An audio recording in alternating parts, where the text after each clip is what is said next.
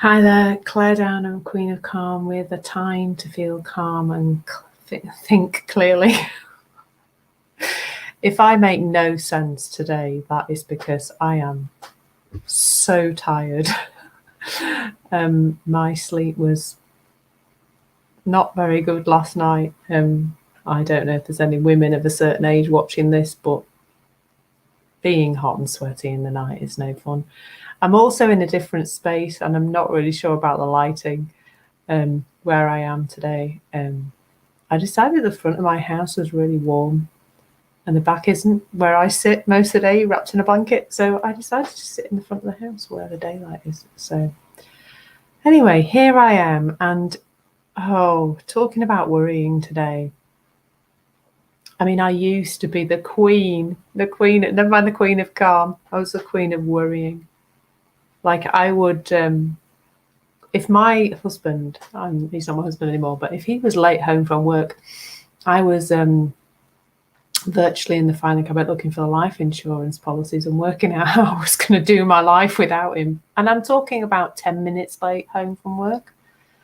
I'm not talking about hours and hours. Like I could very quickly get into my head and start doing ridiculous things to manage what I thought was happening, what I thought would happen. And I ended up, as a result, doing loads of things that were just completely pointless, like organising things and planning things and doing things to try and sort out this future mess that I thought was going to be in my life. Trying to manage it all, trying to make it all happen. And none of it was true. And I think sometimes it can look like worrying is a really useful motivator. That it's worth doing it to get yourself to do things, to keep yourself safe. But you're trying to keep yourself safe from something that doesn't exist. So your head ends up very full. And you end up not being in the present moment where there may be something you actually do need to deal with. Well, it ends up a bit messy, doesn't it? You know, the state of worrying, it puts us into that fight or flight mode, doesn't it? It gets the adrenaline pumping. And so maybe that's where the confusion lies, that when we start to worry, when our adrenaline starts pumping, it feels motivational, doesn't it? Like there's a bit of energy there.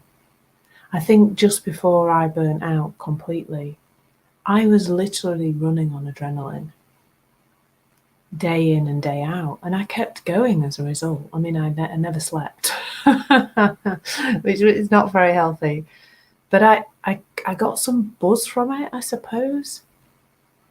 It kept me moving.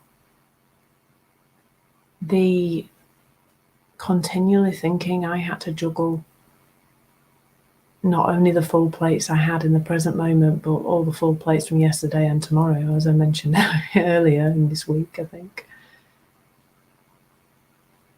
It looked like I had it all sorted because that drive from the adrenaline probably made it look that way.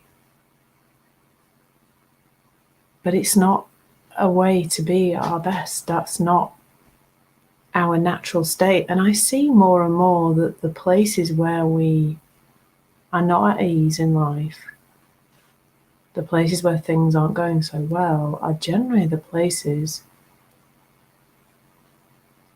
where we've taken ourselves away from nature, what nature intended for us. Like none of this craziness, me chatting to you on a computer, was meant to be. But you know, it's fun, isn't it? Some aspects of our modern life are fun, and if we see them that way, I think we can create something wonderful. But the worrying thing is not helpful. And I think it is a real step away from nature in that our ancestors would have used that sensation, the the kind of buzzing sensation, to probably keep themselves safe from the saber-toothed tiger, which I don't know where you live in the world, but I don't think you've got any of those saber-toothed tigers about. And probably the adrenaline came in when we were hunting the saber-toothed tiger or other such animals or whatever to eat. But we were not meant to work on this continual flow of adrenaline. Like on every level, that is not how we work best. So there I've talked about the physiological level. On the physiological level, we do not work well pumped full of adrenaline. And that's why there are consequences to being very stressed, to overthinking, and then getting that feeling of overwhelm. There are physical consequences to that. On a psychological level, we just don't work well when we're like that. A part of our brain just kind of shuts down and stops working. And our ability to think,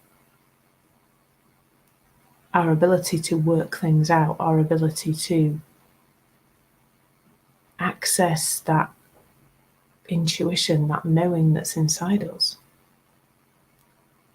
that doesn't work well either. And then spiritually,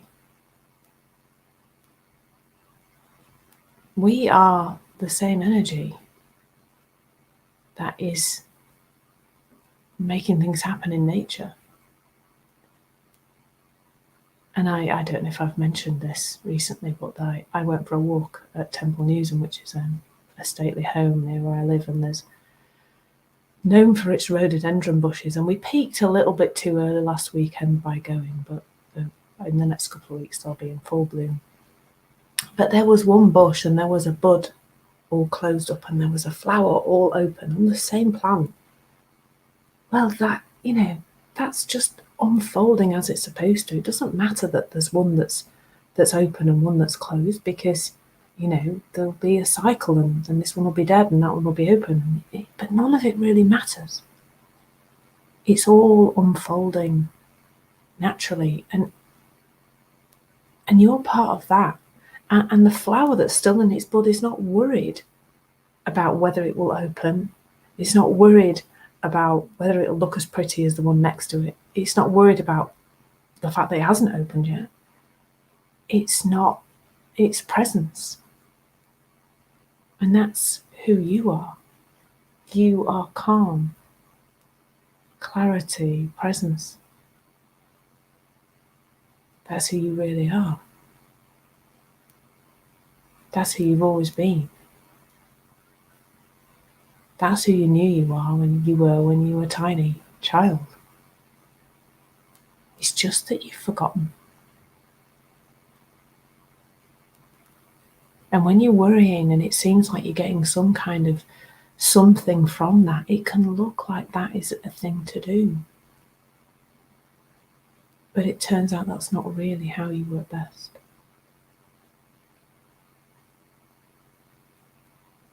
And as usual, what I will say to you is that worrying is natural and normal and part of being human.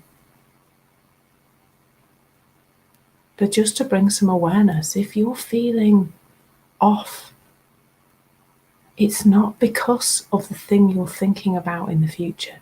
It's because you're thinking about it. Can you hear the difference? Just bring some awareness to that. Your feelings are the most beautiful guide. They are guiding you all the time. But we complicate what they're guiding us about. Your feelings are guiding you to let you know where your thinking is. That's it. That's all they're doing, all the time. They're just guiding you to let you know where you're thinking. And once you know that, you can use those feelings as a beautiful guide to guide you back to feel calm and think clearly. It's all just about awareness, curiosity. Explore this in your own life and see how it's turning out. And let me know. Thank you so much.